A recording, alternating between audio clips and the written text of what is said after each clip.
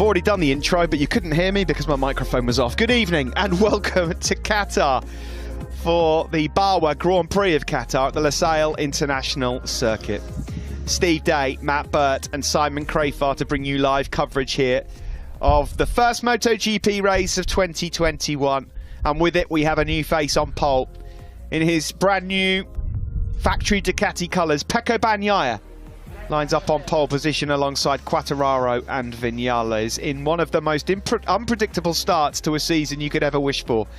We wait for the return of Marc Marquez. The world champion starts from 10th. The evergreen Rossi starts from 4th.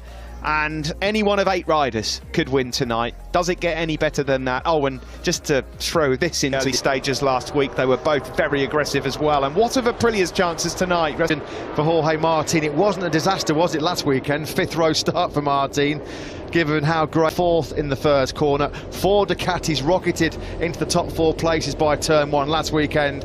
Expect the same kind of story off the line. Surely it's going to be Ducatis. Here we go, green flag waves. Here in Qatar, it's the Tissot Grand Prix. Solid start from pole, even though he's got a wheelie, but Martin is flying through. Look at the Ducatis, also good. Sensational launch off the line, absolutely incredible. His teammate Johan Zarco in 2nd place. Great start by Oliver Aprilia, also had a really good launch. 7th to 3rd, wouldn't be surprised, Stefan Bradl looked like he might have twitched. Maybe a jump start. He's down to 10th behind the 2 factory Yamahas, who are 8th and 9th, by the way. What a start for the Suzukis as well. All right, yeah, the Suzukis just where they wanted to be. Not the starts though for Jack Miller and Pecco Bagnaia. They missed the start. Martin and Zarco certainly didn't.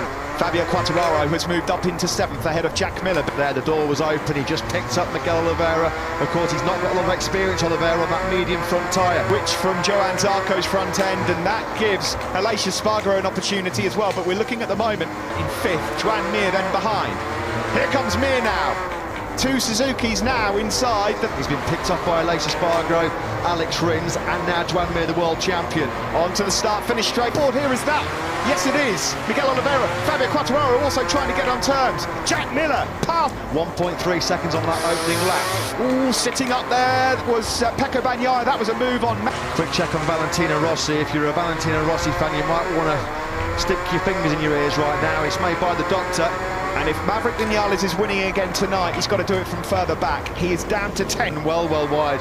Miller came on through. There was no jump start, so Stefan Bradl absolutely got it German, although he hasn't capitalised on it. He's down in 18th place. It's still Martin that leads from Zarco and Aleix Espargaro. Also, really good start from him. Over 4/10 of a second clear of his Pramac Ducati teammate Johan Zarco. At what point does Jorge Marquez? That was Mia running Fabio Quartararo right at the marbles. You can't get on the gas too early. Oh, yeah, so already the Yamahas not quite in a stronger position as they were 1 week ago. The Suzukis might last the whole race distance. They had big trouble from about the halfway point last weekend.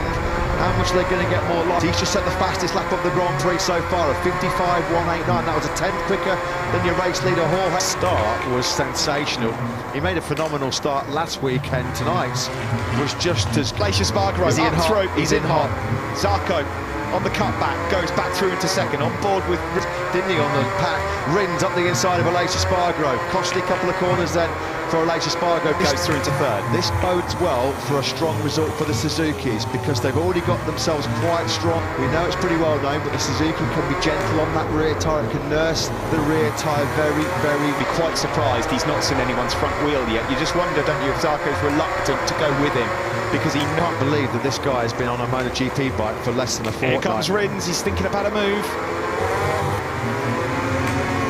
Here we go into turn 16, the final corner here in Qatar. Mir swarming all over his rear tyre. The world champion can't find a way through. There's no way that Rins is going straight. He's not losing a lot of ground though. The headwind, which is blowing, perhaps not as strong as last week's race, it will... Behind Jack Miller, the pair of them, ahead of Quartararo. Yeah, Viñales still down in 10th place. Turkey did take the place from Brad Binder. Binder in 11th now. But further down the order, Franco Morbidelli, he's not made any headway. 13th for him, ahead of Nakagami. Still stuck in 21st place. Simon, you got some observations early on here? No, only just big nightmare here at Qatar, and look at him go. Yeah, it's a good start from Oliveira, we just mentioned that, and Binder also, a good start. He's behind the two factory Yamahas. Alex Rins closes on the tail here. Harding Suzuki's agility and corner speed through the fast rights 12, 13 and 14. Got the momentum as Marco. It wasn't an easy pass, but he made it look easy in his execution. On to the start-finish straight we got. Alex Rins, all the hard work to do yet again. He has a bit of a moment on the front end there as well, going into the first. Still, Jorge Martin, our surprise shock poleman from last night, was making the front running. Yeah, he's found a way through this time. No, but again, he runs in wide, and Zarco, he won't need any second invitation. Have another go. Here comes Alex Rins up the inside into turn 6. This time, it does stick. They had a few mega tussles in the past, haven't they? So it's now Pramac Ducati's from 10th right now. Here comes Quartararo. Oh, it was tight. He might have left a bit of front. Mitchell and Renai standing firm ahead of him. You have to wonder, don't you, if Vinales has got the bike underneath him, that he find the old game.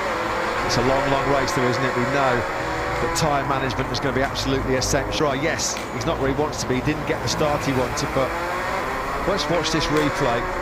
Error, absolutely nailed it. Stefan Bradl went backwards. I think he thought he moved it. I think he did move. And then he is now in between the Suzuki and the Ducati, trying to stay in the game. Great job so far, Liliat. A couple of rounds ago, the end of 2020.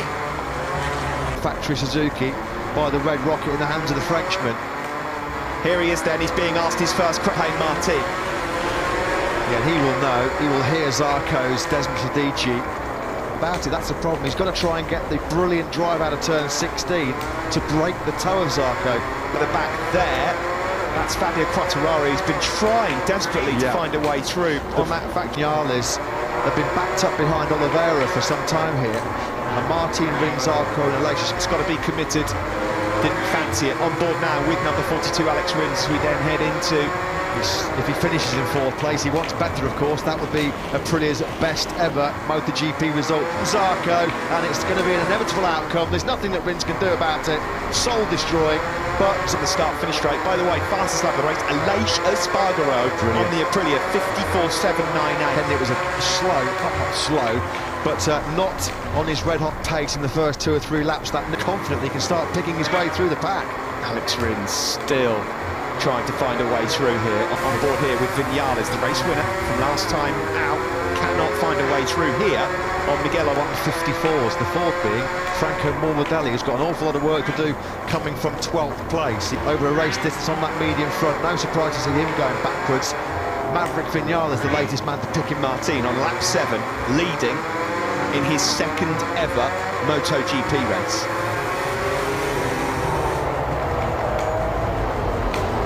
Around the finals to the tail end of that Ducati of Johan Zarco's, but he's not passing it. And here comes Bagnaia, top of your picture. Ducati, and just like Zarco did to Rins a couple of laps ago, Bagnaia does it to the world champion Mir. Yeah. Impressive, the pace of Bagnaia. Once he was able to dispense of Miguel Oliveira, he's very, very quickly got his hooks his lap of the race. A 54.491, a new race record. He worked so hard yesterday in FP4 on really used work done based on last week's information. They won't hit the same kind of tyre problems that hit him around lap 4, big tyre drop off on the rear last weekend. It feels like a matter of time before Bagnaia. Joan Mir's trying to get back in on the action as well, the world champion. Further back, they had no choice to go for the medium front tyre, given the fact that the soft wasn't lasting. Well, they did have a choice, of course, they could have run the soft, but 20th on the Tech 3 KTM. That was a move made by Alex Rins, has taken 2nd, and he's trying now to get some slipstream behind your race leader Jorge Martin. The Ducatis were being even slipstreamed by the Yamahas, so Rins at the moment doing a good job, but he using again. And pay attention, Steve, the 2 quickest men on the circuit right now are the Monster Energy Yamahas. That was half a second quicker than your race leader Jorge Martin. Vinales 2.2 seconds behind Martin. It would be some ride from Quartararo and Vinales on lap 9 to manage to get through. He's not going wide anywhere, no. Everything is perfect. He's the epitome of cool, calm and composed enough to show him the wheels. Martin will know he's there. Rins was really mid. You could just see how tighter, it's better corner speed, it's better turning, how much tighter the Suzuki. Is there a move coming into turn 15 from Alex Rins? He's lining it up, he's on. No, brilliantly late on the brakes is Jorge Martin, and he just about holds on. Will Rins have a look into turn? He's here in Losail. 9 laps completed, and here comes, got to be done again from Alex Rins. It must be so frustrating as a rider going so past by his teammate Brad Binder. Yeah. There is Franco Morbidelli. He's hot on the tails of these. Morbidelli, disastrous opening night for him last weekend, circulating 18th. I think he only finished a race at Petronas Yamaha SRT machine. This is the battle with Rins to Zarco. Yet again, Steve, the only man in the pack in the 54s last time in a race. He can see that the leaders aren't getting away from him, so he's not having to over-stress that rear tyre. Vinales race leader Jorge Martin. These guys are getting a bit nervous. Well, if they think they've got no fingernails left now, Yeah. it's how much rear tyre is Jorge Martin having to use up here to keep himself. There were the two Yamahas. Lynn Jarvis won't be panicking yet. I don't think Vinales will. Champion. And look at the Ducati. Jack Miller's going to take 2 for 1. He goes by both Mir and Alacia Spargaro and says thank you very much. As soon as they get that thing wound up to 4th, 5th and 6th gear, there's nothing that it's very, very confident. Supreme. Actually, Yamaha boys, here he goes. Speed, Here he goes. Through goes Fabio Quartararo, and for the first time at that, because here comes also Maverick Vinales. I've already done the intro, but you couldn't hear me because my microphone was off. Good evening and welcome to Qatar for the Barwa Grand Prix of Qatar at the Losail International Circuit.